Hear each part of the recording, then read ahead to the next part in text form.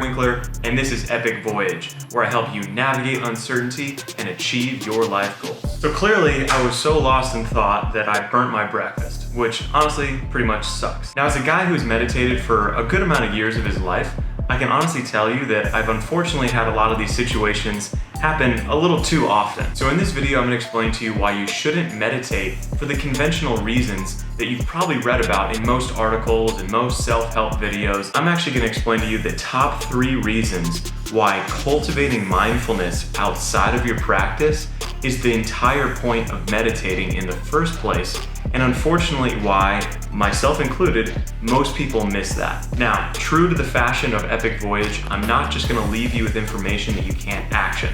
So make sure you stay all the way till the end, because I'm going to give you a bonus where I give you the top 3 ways to implement what I mean by having mindfulness outside of your meditation practice. So number 1, in defense of mindfulness over meditation, is actually all about suffering less in the present moment. So all too often, I used to be calm, relaxed after doing a meditation practice, but then instantly, outside of my meditation practice, I'll start getting anxious, I'll start getting worried, I'll be angry, whatever it might be, and the whole reason why I meditated in the first place kind of actually just dissipates and goes away. And all of this really comes from the overthinking that we have in our own minds. Often this sabotages all areas of your life, which really reduces the quality of your life. Mindfulness will allow you to actually take a deep breath, to take a step back, and actually understand your circumstance a bit more, where you don't have to connect with it so intensively. So being able to be mindful outside of your practice will make you a happier person and enjoy the journey that you're on in the first place. And that brings us to reason number 2, which is all about know thyself.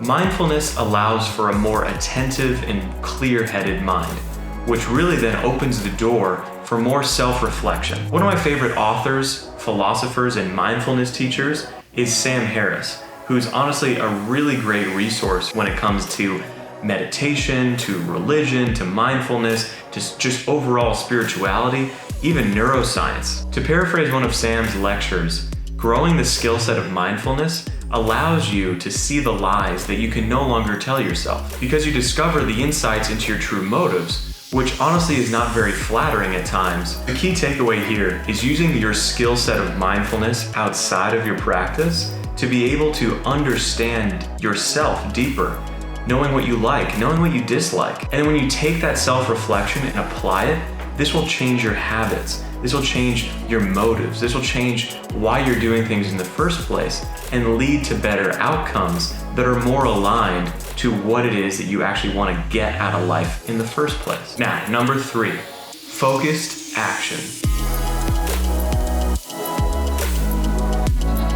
This is all about using mindfulness to give you the ability to take focus and determined action in all aspects of your life. And this translates to not only doing the right thing, but it's also going to translate to you saying no to the wrong things, because you've been able to analyze in what you think is most important for you to be doing with your next hour, your next day, your next week. Become the person you want to be by prioritizing your attention, which is honestly your most precious resource, by focusing on the better actions that you can be taking. And with time, those thousands of decisions that you've been making in a focused and attentive manner will start to add up, and that vision that you had for your life will actually start showing up in your life. So, in summary, the 3 reasons why I feel that cultivating mindfulness outside of your meditation practice is actually more important than the meditation practice itself are as follows. Suffer less in the present moment, so that way you're actually enjoying your life outside of your practice. Number 2, know thyself, which is all about knowing what you like, what you don't like, and the deeper reasons as to why that's important to you in the first place. And number 3, which is all about having focused action. How do you focus on the most important tasks at hand? And how do you say no to the things that are stealing your attention and robbing you of the life that you want? All of this really reminds me of the Latin saying, esse quam videri, which translates to be rather than to seem. And honestly, this is a mantra of mine that I apply to everything in my life. I don't want to seem like a person who meditates. I want to actually be a person who cultivates mindfulness in his present moment, thereby benefiting from what comes from meditation in the first place. And now the 3 tips that you can take away and start doing immediately after you stop watching this video. So, number 1 is all about transitions. So what do I mean by transitions?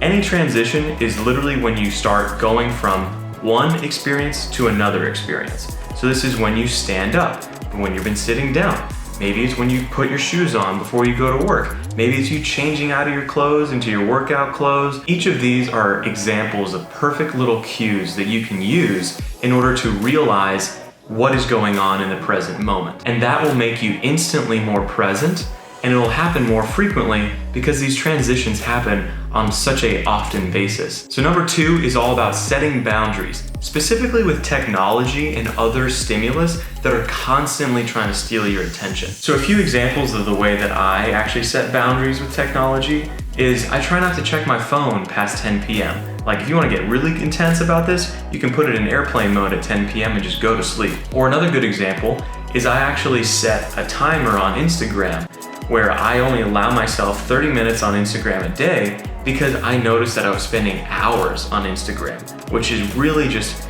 not conducive to the life that I want to live. And lastly, number 3, which is leveraging positive experiences. So when you actually are going to sit down and eat dinner, when you're going to sit down and watch that movie or watch that series that you've been dying to binge watch, then pay attention to that. Focus in on the fact that you're about to dedicate this time to that positive experience. Again, that can be a cue that you're about to actually enjoy something that you've been really anticipating for a long time. Or this is spending personal time with people that you really enjoy. So maybe that's your friend, maybe it's your significant other, maybe it's your family. Spend the time and actually decide to be more attentive, because it's in those moments where you enjoy your life the most. Because this is where it's, again, what you're chasing in the first place, which is these positive experiences. And I think you'll notice that this will not only just improve your mindfulness and attention in all other aspects of your life, it'll honestly make you a happier person because you're gonna feel more fulfilled in the first place and get more out of those experiences. So if you stuck around till the end, I'm sure you've probably realized that my statement that you shouldn't meditate is actually in itself a paradox. Quoting Sam Harris again, being mindful is not a matter of thinking more clearly about experience. It's about experiencing more clearly. And meditation really is the tool that allows you to do that. So in the end, you still need to learn and practice at meditation in order to be mindful outside of your meditation practice. In my mind, meditation is the tool that brings you to the outcome of mindfulness. But all the while, as you train in meditation, making sure that you don't lose sight that having a meditation practice is not the goal that you're after. It's actually being mindful outside of your practice for all the benefits that being mindful gives you. So whether you're just starting out or you're an experienced meditator, check out the video over here where I actually take the Calm app and the Waking Up app by Sam Harris head-to-head in the ultimate mindfulness meditation competition and see who's the victor for best meditation app out there. And remember, if you like this video, give it a thumbs up, hit the subscribe button, and I'll see you in the next video.